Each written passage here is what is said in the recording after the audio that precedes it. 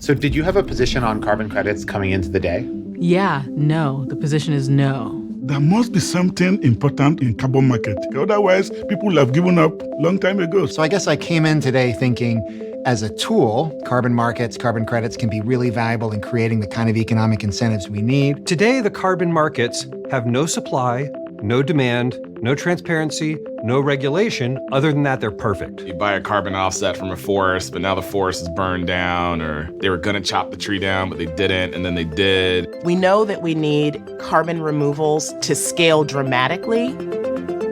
Different points of view can add to the collective wisdom. We'll work better if we work together. How do we generate those connections that together move us forward? The concern that I've got about net zero, you're probably going to disagree about this, right? It might be taking away some of the sense of urgency. We can be optimistic, we can be pessimistic, but the work looks the same. Is there anything that struck you about carbon credits or carbon markets that you want to talk about? Well, I'll wait until the session is over to give some considered opinions on that.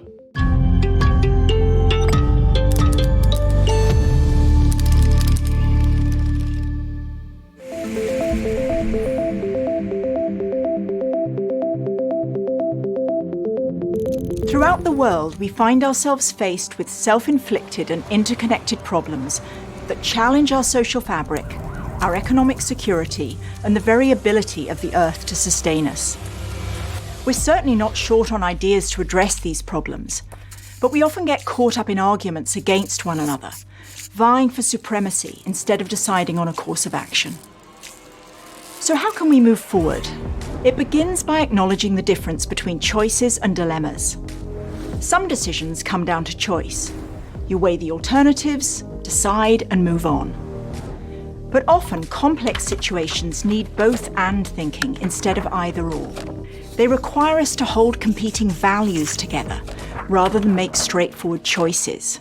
We call these dilemmas. I'm Lindsay Levin, co-founder of TED Countdown, and this is why we launched our Dilemma series, to look at some of the thorniest issues in the climate space and see how, through deep listening and collaboration, we find pathways forward. In our first Dilemma event, we tackled the question, is there a role for carbon credits in accelerating the transition to a fair net zero world?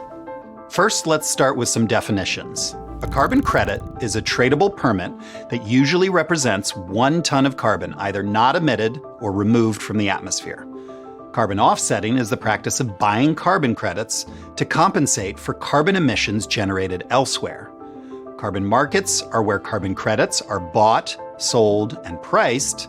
Net zero refers to a theoretical state in which overall human-produced carbon emissions are equivalent to zero, because any ongoing emissions have been compensated or offset by removals.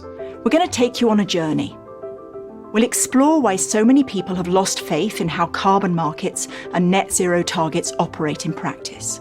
We'll hear from people working in frontline communities to protect and restore nature and safeguard livelihoods. And to close, we'll talk about solutions. We hope this film will speak to those working in sustainability and beyond. Whether you're directly able to influence the supply or demand side of carbon markets, or you're just interested in how we solve the climate crisis, these issues affect us all.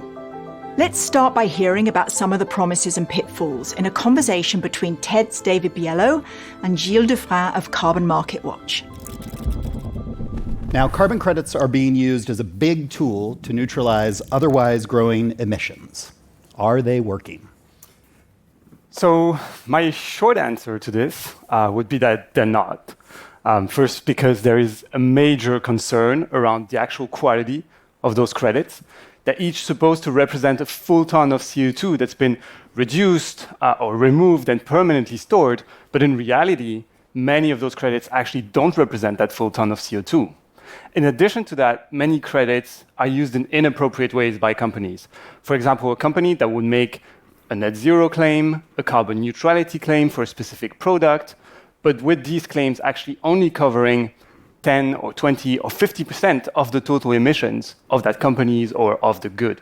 And this ultimately is misleading. It's misleading to the public, it's misleading to regulators, it's misleading to business partners. It gives the impression that these companies, this product doesn't have a net negative impact on the climate, when in reality it certainly does. So what does it mean when a company says it has neutralized the emissions from its products or activities? Well, in most cases, it means a company has purchased a certain number of carbon credits. But there is a lot of unclarity around the actual quality of those credits, what do they represent, as well as the share of total emissions that's really being covered, that's really being compensated through the purchase of these credits. And this issue of clarity, of transparency, and so I think that's really something that we need to seriously address right now in the current context of a booming market where there is a lot of interest, a lot of investment in growing it quantitatively. If we don't address the quality dimension of it, we're going to grow a system in which there's not going to be any trust, or that trust is progressively going to erode, and ultimately that will destroy the value of the system itself. Sounds like something called greenwashing. Can you give us some particularly egregious examples of that kind of activity? Yeah, I think carbon neutral fossil fuels is an obvious one. That many of you will certainly have heard of. I mean, to me, it's an oxymoron. It makes no sense. It is flawed conceptually and practically. At a conceptual level, it gives the impression that we can continue to burn fossil fuels in the way we've been doing it for decades, exactly what has landed us in the crisis we are in today, and that somehow magically we can do this without having a net impact on the climate. And that is fundamentally misleading, and is damaging, it is harmful to our collective willingness to adopt the behavioral changes and the costly investments that we need to adopt in order to transition to a safer planet. While we can agree that cutting greenhouse gas emissions as soon as possible is our ultimate goal, the idea of net zero has inspired some pretty vigorous debate. Here's Professor James Dyke of the University of Exeter with his concerns. Within just a few years, net zero has become the anchor concept for the world's plans to avoid disaster. It sounds simple enough. Its central premise is that the risks of climate change is that there is too much carbon dioxide in the Earth's atmosphere. So it follows we must stop emitting more and even remove some of it. Hopefully, by the middle of this century, any residual emissions will be balanced by technologies that remove carbon from the atmosphere. But by introducing carbon removals into climate policies, we have set a trap. Because it's incredibly seductive to rely on carbon removals in the future instead of rapid decarbonisation now. It gives the impression we are acting, so businesses don't need to change their models, and governments don't need to propose bold action. What this means is that it is now almost inevitable that we will be entering a warmer and more dangerous world. How did this happen? How did the idea of net zero become so compromised, so corrupted? A key moment for the development of net zero was the 2015 Paris Agreement. The overall objective of this landmark climate treaty was that global warming should be limited to no more than 1.5 degrees Celsius to reduce the risks of devastating impacts. Many scientists, including myself, were very skeptical that this was possible, given the absence of radical proposals. But there was also a deep sense of responsibility to try to make the Paris Agreement work. They soon discovered it was impossible to get their models to decarbonize as fast as 1.5 required, if one assumed continuous economic growth. The only way to make the models work was by introducing carbon removal. More recently, attention has turned to DAC, direct air capture. This would strip out carbon dioxide molecules directly from the air and then pump them to underground storage sites. The technology is interesting, but attempts to scale up DAC face two fundamental challenges. First, the process is extremely energy intensive, requiring significant amounts of electricity and sometimes natural gas to run. Second, safely storing carbon dioxide is not a trivial enterprise. It's likely to be the case that every carbon storage site will need to be carefully tailored to the specific geological circumstances at the injection sites. Now, such concerns with carbon removal are sometimes brushed away with the sheer enthusiasm that surrounds these technologies. The assumption appears to be that large-scale carbon removal will work because it has to work. Even if we assume these technologies do emerge at scale, it's likely they will be very expensive to run. Some studies estimate many trillions of US dollars, to no evident economic benefit, since it's about clearing up carbon pollution and hiding it underground. The time has come for us to voice our fears about net zero policies, and that begins by leveling with the public about the Paris Agreement. At the moment, we are desperately trying to manage the narrative and adjusting models in order to avoid acknowledging that the Paris Agreement is failing. A 2021 survey conducted by the science journal Nature found that the majority of IPCC climate scientists who responded thought we were heading towards a catastrophic 3 degrees Celsius of warming. Only 4% thought limiting to 1.5 was likely. We can avoid climate catastrophe, but I fear we won't if we don't confront our wishful thinking around net zero. As you can see, carbon markets are not uniformly delivering what they promise, and many believe they may actually be making things worse. However, they are potentially a mechanism to provide investment in vital natural solutions, and if done differently, could bring significant money to people and places that need it. Here is Kavita Prakash-Mani of Mandai Nature to talk about ways to ensure that local communities benefit from this growing industry. Let me start by saying that a ton of carbon is not just a ton of carbon. It embodies in it natural protection, community interests and benefits, as well as helping save us from disastrous climate change. We have a lot of nature-based conservation organizations protecting and restoring our ecosystems, and they're all wondering how they can be part of this carbon market. Their ability to monetize carbon that they sequester will be crucial for their long-term survival and the impact that we all want. After all, nature and climate are two sides of the same coin. However, to get to those opportunities, we need to address some really systemic challenges. Take, for example, the technical aspects that we have on any carbon credit. Additionality, permanence, no leakage, baselining, all very difficult concepts for these small organizations. Add to that measurement and verification.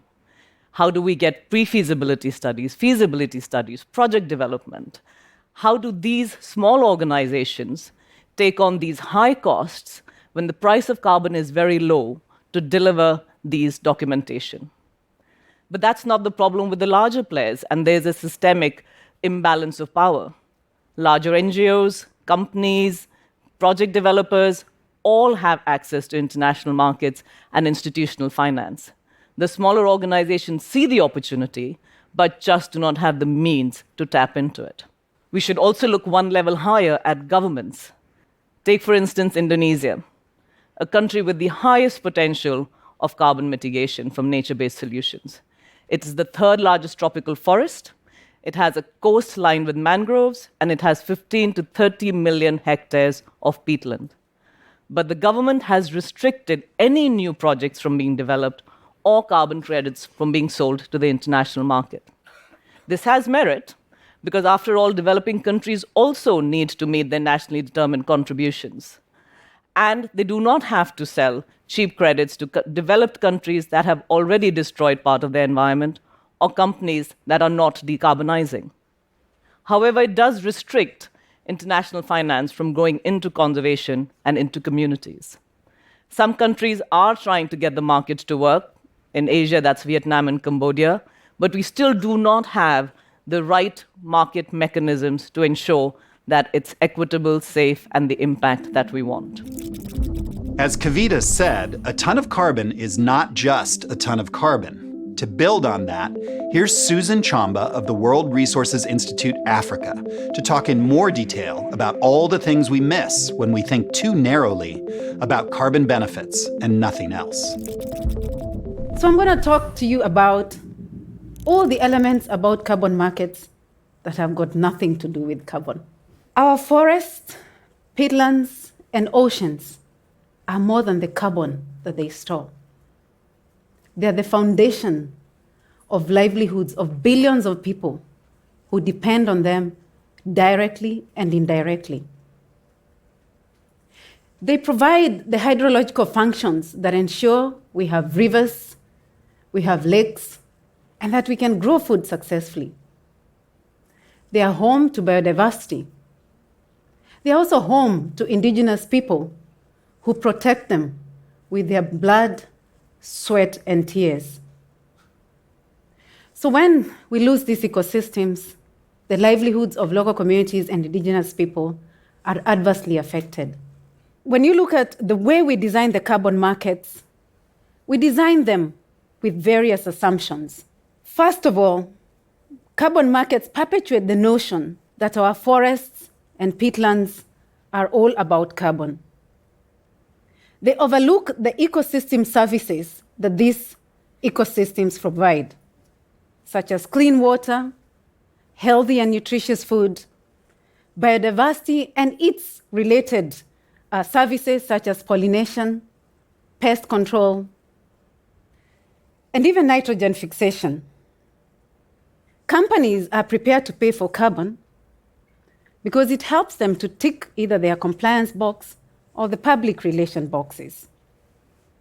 But rarely do we couple that with the other ecosystem services that these natural ecosystems are providing. Carbon markets perpetuate the notion that we can continue with our fossil fuel-driven lifestyles and offset our externalities and perhaps even our guilt on the poor local communities that are located in the global south. In fact, nowadays, if a lot of projects provide a lot of ecosystem services but are not solid on the carbon side, they are often dismissed as poorly designed or poorly governed. Carbon markets are based on complicated and costly reporting and verification systems. And these end up taking up most of the revenue that is then coming from carbon. And local communities get the leftovers, if they are lucky. The value and the price of carbon compared to alternative land uses, such as mining, fossil fuel extraction, has been far too low for far too long. And so what we are witnessing is governments in the global south continue to issue permits for mining, for oil exploration in some of the most critical ecosystems, peatlands, forests. I work a lot in the Congo Basin. I see it every day. So we've heard what isn't working and what existing carbon markets often miss on the ground. Now let's dive into different ways of thinking that could reshape the system and actually generate the positive outcomes we want. Here's Gabrielle Walker of Rethinking Removals. I think the carbon market is immensely powerful and immensely valuable, and I do think we can use it as a powerful tool for helping to solve the climate crisis. But I've also started to think that we've been thinking about it the wrong way. There are three really big and important climate outcomes that the carbon market could help with. So there's reducing fossil emissions as fast as possible, there's protecting natural carbon sinks, and there's removing CO2 from the atmosphere. Reduction, protection, and removal. And I found that in lots of people's minds, those three get kind of smooshed together in one generic kind of offset. But it's worth separating them out because those outcomes need different kinds of incentives. So I'll show you what I mean. If you start with the first one, reducing fossil emissions as fast as possible, that's reduction credits. Now, one problem with those is that they don't actually neutralize emissions. So if I put a ton of CO2 in the air, and I pay you not to put your ton of CO2 in the air, my ton is still there. It doesn't get you to zero, it doesn't neutralize. And this is the realm of quite a lot of traditional offsets. Another issue with them is that they tend to be very cheap, less than $20 a ton, so it can get immensely tempting just to buy loads of credits and not do the hard work of reducing your own emissions. And that is not where we should be putting the money. But where reduction credits can help is in creating clean infrastructure in places where it wouldn't have happened otherwise. So, if you think about it that way, that's the outcome you're trying to get to, then the incentives to build around reduction credits, the highest rated reduction credits, will be the ones that drive money towards building clean infrastructure in the global south. And the cheapest coal-fired power plant to shut down would be the one in the global south that was never built in the first place. Okay, so that's the first one. Second one, protecting natural carbon sinks. Now, these already exist in the carbon market, like the reduction credits. And like reduction credits, they don't neutralize emissions. I put a ton of CO2 in the air, you stop a ton coming out from a sink, my tons still in the air. They also tend to get smooshed together. There isn't a separate category called protection credits yet. And I think it's worth separating them out because it's hugely important to drive money towards protecting those things, rainforests, peatlands. So then what incentives do you build around? What are the highest rated protection credits? Maybe the ones with the biggest carbon stores, maybe the ones that are most vulnerable, maybe the ones that protect the most biodiversity, maybe the ones that drive the money towards the communities that are actually there husbanding and protecting those stores. Okay, third category, we've heard a lot about this. Third category, removal credits. That's taking a ton of CO2 out of the atmosphere and keeping it out. So unlike the other two categories of credit, removals credits really do neutralize emissions. If I put a ton of CO2 in the air, I pay you to remove a ton, you get to zero because what goes up does come down. Those are the only category of credits that can be used to claim net zero. None of the others can do it. They do already exist in the carbon market, a really tiny percentage of the total, and we're going to need an awful lot more of them. So at the moment, every year, we're removing durably maybe 100,000 tons of CO2. And according to the IPCC, carbon removals are now unavoidable to get to net zero by 2050. And by 2050, we're going to have to be removing billions of tons. So to get from 100,000 tons to billions of tons, we're going to have to start really small in this almost non-existent industry and scale it up to the gigaton scale, affordably, without causing other undesirable side effects, and making sure that these removals are real. And we've got to get the cost down very quickly, the way that we did for solar and wind. So that's the objective. That's the outcome that we're trying to achieve. So that's a way to reorganize our overall thinking around carbon credits, but how should companies reshape their thinking? Here is Derik Broekhoff of the Stockholm Environment Institute. Net zero has become the dominant paradigm for climate ambition. Many countries have announced net zero targets, and so many companies are doing the same. Today, I want to challenge the idea that companies should emphasize achieving net zero for themselves rather than focus on how best to contribute to global net zero. I like the way Carbone 4 frames it. Quote, "A company is not carbon neutral, it contributes to neutrality." Let me explain why I believe it's essential to make this distinction. Current net zero frameworks presume that companies should imitate at a corporate level what must happen globally. That is, reduce their own emissions as far as possible and balance out the emissions that remain with carbon dioxide removals. Yet this notion is already leading to a perverse effect on how companies spend their mitigation dollars. According to at least one study, just a handful of companies have already pledged more removals than the entire world could provide. At a global level, removing carbon dioxide from the atmosphere will be essential for limiting global warming, as the IPCC, for example, has made abundantly clear. But having corporate actors purchase removals in bulk to achieve their own mini versions of net zero misses the forest for the trees. The world desperately needs to reduce emissions. To move the world towards net zero, companies would do better in the near term to both reduce their own emissions and help others do the same. First, focus on the big picture. The idea of achieving net zero at a corporate level is self-centered. We need to change the narrative from we're no longer part of the problem if we've neutralized our emissions to we are part of a global solution to climate change.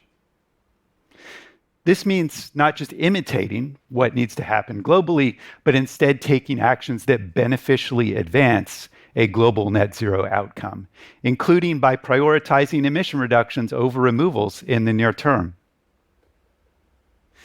Second, put equity front and center. From a scientific perspective, there's no reason why the correct level of emissions for any given actor should be net zero. What is fair and feasible could be net positive, zero, or negative emissions. Companies should focus on making equitable contributions to global goals, including through near-term support for emission reductions outside their value chains. Third, connect with larger policy efforts. No company acting on its own can solve the climate crisis. We urgently need to focus attention on collective action. Companies that are truly committed to net zero need to support climate policies at all levels of government and internationally that advance an equitable, comprehensive, and coordinated global transition. We know many people think carbon credits and the idea of net zero are deeply flawed. But do they have to be? In our next talk, Annette Nazareth of the Integrity Council for Voluntary Carbon Markets lays out a set of required core principles to build a market that delivers robust, quantifiable, and climate-positive outcomes. Our starting point for the voluntary carbon market is that it exists to accelerate a just transition to 1.5 degrees. It is an important complementary tool to mobilize billions of dollars that wouldn't otherwise be available into climate mitigation that wouldn't otherwise happen. But it will only deliver on that promise if it is rooted in high integrity. An important thing to know about the voluntary carbon markets is that it is, as its name suggests, voluntary. It's driven by private sector actors, and it's not regulated by governments or by financial authorities. But unregulated cannot mean chaotic or opaque. I spent much of my career as a markets regulator, and I know markets. And I know that there are some who think that markets are always looking for some new product to hawk. And today, that product is carbon. That's why in designing an effective market, we have to start with integrity. These core carbon principles, which we call CCPs, will address the most critical elements of credit quality. They include additionality, permanence, robust quantification, validation and verification, no double counting, transition to net zero emissions, and sustainable development impacts and safeguards. So let me unpack those a bit. Additionality. Additionality means that the emission reduction or emission wouldn't have happened without the revenue from carbon credits. Permanence means that those reductions and removals will stand the test of time. And if they don't, they will be fully compensated. An example of that would be a forestry project that issues carbon credits that is then destroyed in a wildfire. Robust quantification means that the impact of the credits is accurately measured and accounted for conservatively based on solid science. Validation and verification means that the numbers are genuine and meaningful and are validated and verified by an accredited body that has the integrity to do that job robustly. No double counting means that a carbon credit is registered and issued only once, and the emissions, reductions, and removals that that credit generates will only be claimed by one party.